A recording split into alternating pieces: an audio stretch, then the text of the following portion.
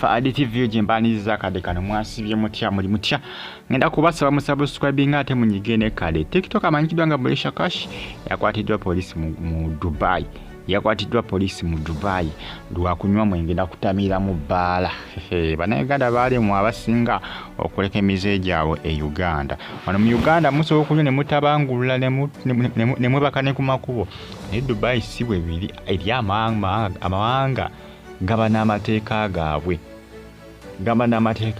ono omwana mujjukira ku Power King wali saliza wandoze oba makindi era yabantu bakolanga nga banywa omwenge ne bakola effujjo mu bbaala ono omwana yayonooneka kati bwe byatuka Brisher Kash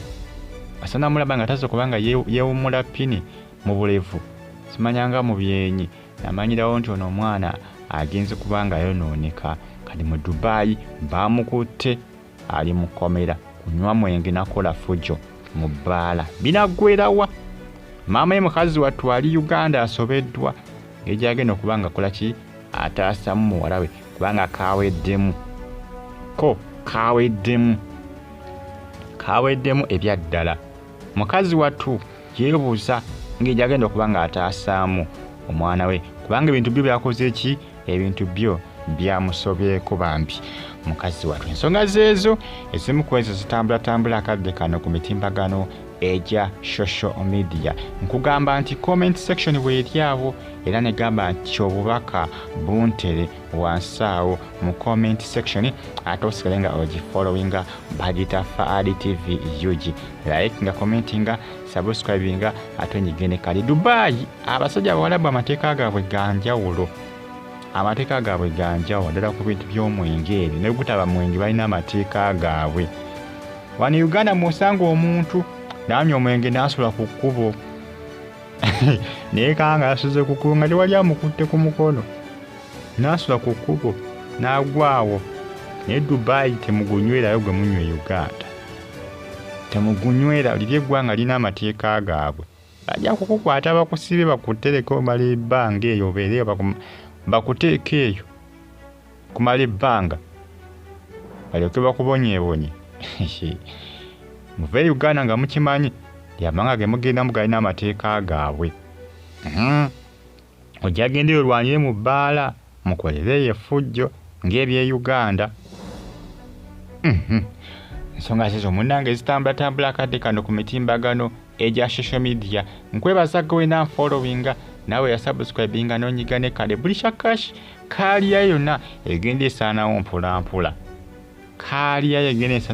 basinga bagamba nti oba oli awo ayina n'ebiragalagala nti byakozesa kubanga bwati si bwe yali naye agenda yonooneka agenda obulamu bugenda bufuukuuka butabuka mpolampola oba kiki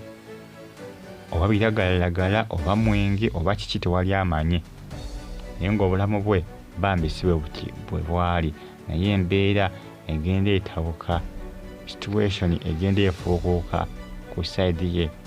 bambi naye ensonga zeezo Mukama muyambe police Dubai muti disikoba mu deporting zadde Uganda balimo kubanga bakola ki balimo kubanga bamuvunaana kubanga nkiwera n'omusango gweyamenye bisese nga bali batakuba fine bayinza okusalira ebbanga lyo oba myezi nga gijo oba myezi ng'etaano oba mwaka gamba kiba kiri gye bali ekibonezo kibayinza okukola ki kibayinza okuba nga munnange bakuvunaana oba kukangavvula munnange byebu naye ng'omwana ono Brisher Kash ensonga zo g'amazima obulamu bwe bwatabuka alinga gubaloga alwokuba ebisese nga bagamba nti ebisese nga ebintu bingi ebituuka ku bantu ebyewunyisa netugamba nti oluusi ddogo naye nti oluusi abamu bagamba nti abantu abamu abo bwe babyeteekamu Brisher Kash nzina okwesanga yeeteeka mu mbeera eno nga tewali wamuloga wadde n'omu nga yakola ki nga yeeteekamu eno situation essaaso gyakola ki gyali mu nsi ebisese ng'oluusi omuntu olina okukola ki olina okuba ngeri gy'okontrolingamuko obulamu bwo newankubadde oluusi ebintu ebisinga mu nsi muno Katonda yabikontrolinga naye naawe olina okuba nga okola ki olina naawe okuba nga munnange weefaako naawe olina okwefaako si buli kimu nti munnange Katonda alina okuba nga agikontrolinga ensonga zeezo ali Dubai Poliisi yamukutte. Tulinze tulabe poliisi n'amudipooti ngenda butipooti oba akyaliyo mu kkomera. Bagenda kumusonyiwa bamudipooti ng'akomewo e Uganda oba agenda kangavulwa. Basajja balina amateeka gaabwe. Mwena bagenda mawanga ago bannaye mwegendereze. Kutowooza nti Uganda amateeka gaayo ge gakola n'eri. Bajja kukukangavula. Mwegendereze. Munnange mwena bakola ki? Mwena bagenda amawanga ago namwe abateekateeka okugagendamu. Mwegendereze. Namwe ababeerayo mwegendereze. Fadi TV, Fadi Uganda, Akabye TV, Jukosa ne RTV Uganda, nombe bulungi.